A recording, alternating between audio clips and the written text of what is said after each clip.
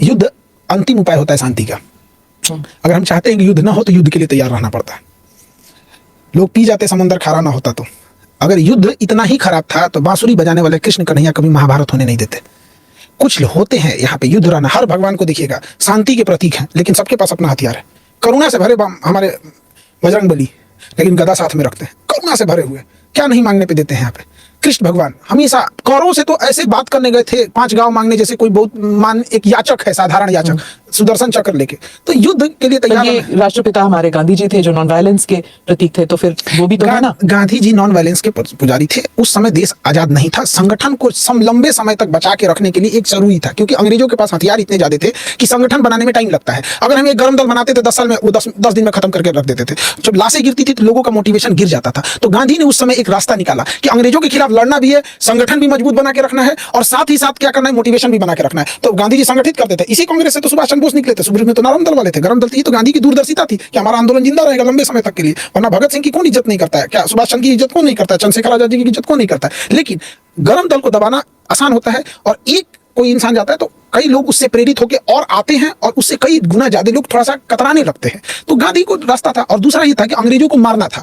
तो जब कोई मरीज बीमार होता है तो उसे टेबलेट भी दिया जाता है, इंजेक्शन भी दिया जाता है। तो भगत सिंह इंजेक्शन थे, गांधी जी टेबलेट थे। दोनों नोट पे तो गांधी जी का ही फेस आता है ना। लंबा समय इसमें किसी को लगता है कि गांधी का नहीं होना चाहिए, किसी को लगता है गांधी का होना चाहिए, लेकिन एक आंदोलन को 40 साल तक खींचने वाला इंसान था। एक इतना लंबा कार्यकाल किसका था? लंबे समय तक खींचा था उस इंसान ने। देश जब आजाद हो रहा था तो नोआखली के दंगों को शांत कर रहे थे। सबने अपने अपने हिसाब से कुछ ना कुछ पद जरूर लिया। यहाँ तक तो इस बात का हो गया कि सरदार पटेल को गृह मंत्री, प्रधानमंत्री मिलना चाहिए। आपको क्या लगता है कि बनना चाहिए था प्रधानमंत्री? इंटरिम सरकार में देखिए, प्रधानमंत्री जो सरकार चला रहे होते हैं उन्हें पता होता है कि गृह मंत्री इक्विवेलेंट टू प्रधानमंत्री है।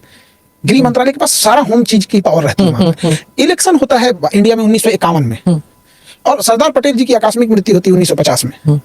तो फिर कैसे बना सकते हैं जब आप कोई इंसान इलेक्शन से पहले ही मर जाते हैं? तो अब कुछ लोग का कहना है कि नहीं, जो इंटरिम गवर्नमेंट थी 3 साल की ना, उसमें क्या कर लेते? लॉर्ड माउंटबेटन बैठा हुआ था, आपका सेनापति नहीं था, आप प्रधानमंत्री बन के ही क्या कर लेते? जब सेनापति आपके जनरल बूचर था सेनापति, 1948 की लड़ाई में क्या हुआ? जनरल बूचर ने सेना ही नहीं भेजा, तो क्या कर लेते? तो बस ये है कि हम किसी को पसंद करते हैं, उसके अंत में हम किसी को गाली दे देंगे। ये नहीं था। हमें सरदार पटेल और जवाहरलाल नेहरू में, हम अभी भी कहते हैं कि जितना योग्यता और दूरदर्शिता सरदार पटेल में थी, बहुत अतुलनीय थी। लेकिन इसका मतलब ये नहीं कि हम उनके वजह से हम किसी को नीचा दिखाने लगे। जब हम बच्चे थे ना, तो गांधी जी के बारे में या फिर नेहरू जी के बारे में कोई दूसरे विचार नहीं हो सकते, एक ही था कि देवर आर हीरोज। लेकिन आजकल बच्चे जो हैं वो बहस करते हैं कि, और वो पढ़ते हैं, सुनते हैं कि इनके भी नेगेटिव व्यूज थे जो इन्होंने किया या नेहरू जी ने किया। चाइना के प्रति जो नरम व्यवहार था नेहरू का, वो गलत था। तो अब जो है डिबेट वगैरह होता है, तो बच्चे आजकल की जनरेशन जो 4 बजे अपना 1.5 GB डाटा खत्म कर देता है।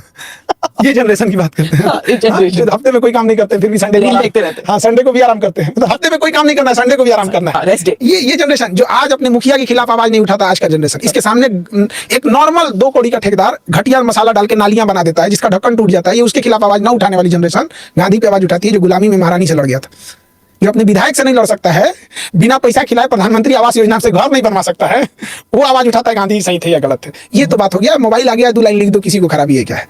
ये जनरेशन है यहाँ पे। उन दिनों टीवी देखा था, टीवी में जो मीडिया में चल रहा था कि हमने लाहौर पे कब्जा कर लिया है, इस्लामाबाद पे कब्जा कर लिया, उसके बारे में ये अभी जो ऑपरेशन सिंदूर के टाइम, अरे इंडियन मीडिया वाले सब, तो हमको तो लग रहा था कुछ ये पत्रकार सब जो हो गए 3 फीट का पाइप खरीद के और लाहौर घुस गया था। हमको तो लग रहा है कि क्या हो गया है, नहीं समझ में आ रहा है। और उसपे पीछे से सायरन, अभी की ताजा खबर कराची से। एक तो कोई है, कोई चैनल वाला, हम यहाँ नाम नहीं बोलेंगे, वो तो पाकिस्तान पार करके अफगानिस्तान घुस गया था।